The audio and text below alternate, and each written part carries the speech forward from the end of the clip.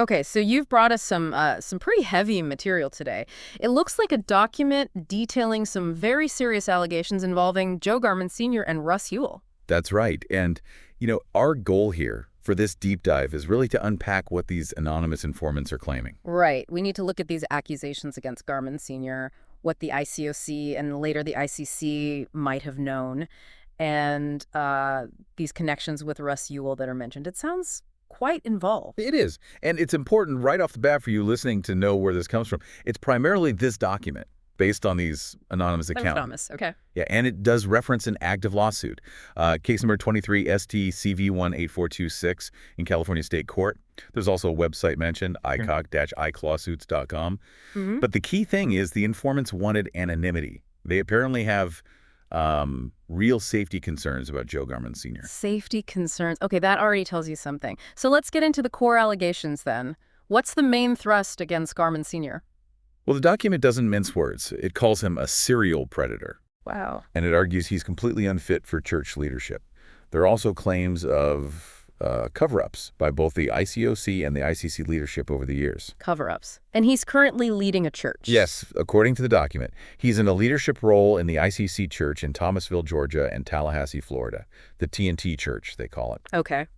And there's this added layer, a claim that he misuses his psychology degree somehow, to manipulate, perhaps. Okay, a psychology degree too. Yeah. Got it. So where does the story begin? It goes way back, early 90s, San Francisco Church of Christ, part of the ICOC then. The document details this really disturbing incident from 1992. What happened? It involved a young woman. She was apparently dating Joe Garmon Sr.'s son, Joey Jr., and she was also working as Joe Sr.'s personal assistant. Okay, so close to the family. Very.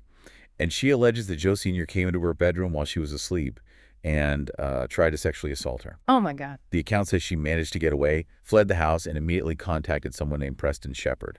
Preston Shepard. Who was he? The document explains he was someone who discipled Joe and Edie Garmon, like a mentor figure, focused on spiritual guidance and accountability in that church structure. Right, okay. So she went to their mentor. What did Shepard do? Well, following that report, the document claims other things started coming out. More disturbing behavior from Joe Sr. Like what? Several women apparently told the Shepards about Joe Sr. going into the infant room, the kids' kingdom they called it, while mothers were nursing. Going into the nursing room? Why? Allegedly, he asked to taste their breast milk and then actually tried to breastfeed himself from the mothers. That's bizarre and incredibly inappropriate. Deeply inappropriate. Apparently made comments about nipple size and color. This is getting worse and worse. And there was more from that period. Apparently, Joe Garmon Sr. started this practice called the Holy Kiss. The Holy Kiss. What's that? Church members were supposed to greet each other with a kiss. On the lips. On the lips. Okay. Combined with the other allegations, that feels really uncomfortable. Exactly. Very unsettling. And then later, these informants claim it was discovered Joe Sr. had what they called a harem of women. A harem? Seriously? That's the term used in the document. And a strange detail, these women supposedly called him Joseph. Joseph? Like a code name? Maybe.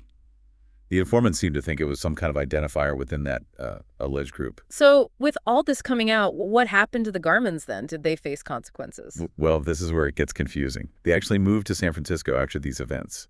The same city where the young woman, his son's girlfriend, lived. Wait, they moved there? Why? The document says the reasoning given was to help the staff, apparently because of their ministry training and their faithful kids. No specific job, though. Just hanging around, helping out. Pretty much. And it notes that key leaders, Kip McKeon and Al Baird, wanted to, quote, take care of them, maybe groom them as future elders. Take care of them. Despite these really serious allegations emerging, that raises huge questions about the leadership's response, doesn't it? Huge questions. Yes. And the allegations didn't stop there. The document describes more alleged exploitation. Okay. There was this woman with a history of childhood sexual abuse. Joe and Edie Garmon apparently showed interest in her. Interest how? Joe Sr. allegedly asked her for very specific details about her past abuse. Why would he do that? According to the document, he later admitted to Preston Shepard, the discipler again, that he was having sexual fantasies based on what she told him. That is predatory. Absolutely predatory. The sessions ended after that admission, reportedly. I should hope so. Yeah. You mentioned the psychology degree earlier. His son has one, too. Yes, both Joe Sr. and Joey Jr. have psychology degrees, the document states. And the claim is that Joe Sr. weaponized his knowledge, used it to manipulate and control people. Which, in a church leadership position, that's a massive abuse of trust. Absolutely.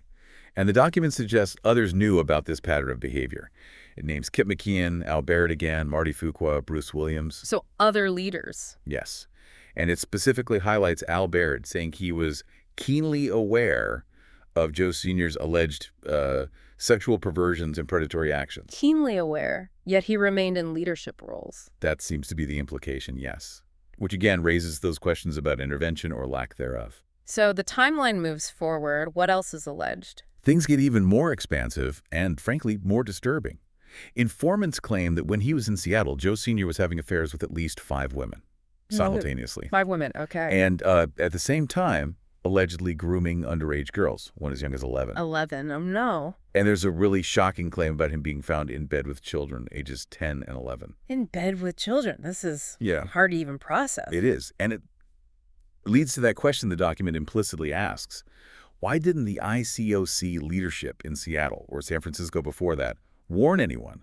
Why no investigation, apparently? It sounds like the claim is deliberate silencing, a cover-up. That's exactly what the document alleges. Silenced, covered up, members told not to talk about it. You have to wonder, what was going on internally that allowed this. What pressures, what beliefs? Yeah.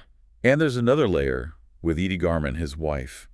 An allegation that she had an affair, but at Joe Sr.'s request. At his request. Yes, with the alleged plan being that Joe Sr. would watch. Okay, the dysfunction here is just off the charts, if these claims are true. After all that, apparently, they moved again. Yeah. This time to Los Angeles. It paints this picture of, just moving the problem around, potentially. Instead of dealing with it. So that brings us closer to the present. What are the current concerns? Well, the main one is his current leadership role. He's leading that TNT church in Tallahassee under Kip McKeon again in the ICC. Right. And given this alleged history, his continued position of authority, working with women with children, the document calls it beyond alarming. I can see why, especially if the past allegations weren't addressed. Exactly. And then Russ Ewell enters the picture more directly. Okay, how? There was apparently this plan. Russ and his wife, Gail Ewell, supposedly invited Joey Garmon Jr., the son. The one who also has the psychology degree. Yes, invited him to San Francisco.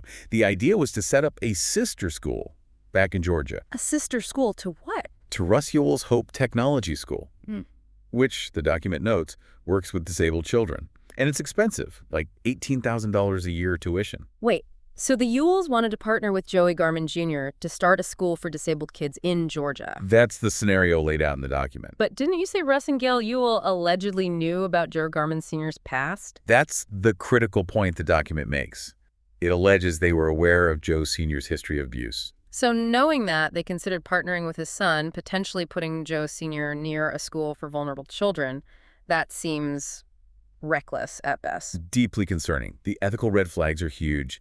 Just imagine the potential risks, given everything alleged about both Joe Sr. and, as we'll get to, Joey Jr.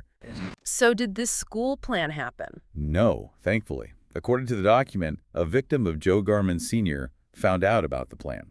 A victim intervened. Yes. She reportedly contacted the Ewells directly and told them, about her experience. And that stopped the plan in its tracks. Wow. Good for her for speaking up. It really makes you think what could have happened otherwise. Absolutely. So the focus then shifts a bit more onto Russ Ewell himself. Okay. What does the document say about him? It mentions phone calls being reported, discussions about NDAs, non-disclosure agreements. NDAs. Why would a church leader use NDAs? Well, that's the question, isn't it? The document alleges Russ Ewell used them with nannies, other people close to him. Even teenagers, apparently, back when he was in Boston. Teenagers signing NDAs for a ministry leader. That sounds odd. It does, and the document points out, correctly, that NDAs often aren't legally binding anyway, especially in cases of sexual assault. Laws have actually been passed to limit their use like that. To protect victims, right. Exactly. The document also says there's an alleged victim of Russ Ewell who is willing to speak out publicly now. Okay. And it poses that direct question. Why would a ministry leader need NDAs for young women or others around him? What's there to hide, essentially? It definitely raises suspicions. And the informants behind this document, they make a point of saying, look, if this stuff is true, it's not defamation. They actually say they welcome lawsuits. They want it to go to court. Seems like it. So they can present evidence, testimony, get it all out in the open under oath. That shows how strongly they believe these claims. It shows conviction, definitely. Yeah. Now, you mentioned allegations about Joey Garmon Jr., too, not just the school thing. Yes. Yeah. And this one is possibly the most shocking allegation in the entire document. It's incredibly disturbing. Okay. What is it? It's alleged that as a teenager, Joey Garmon Jr. confessed to molesting an infant. Molesting an infant. Yes. And that the infant subsequently died. Died. Oh, my God. And that this entire horrific event was then covered up. Covered up? How? I mean, the details aren't there, I assume. No, the document doesn't provide extensive details, just the core allegation.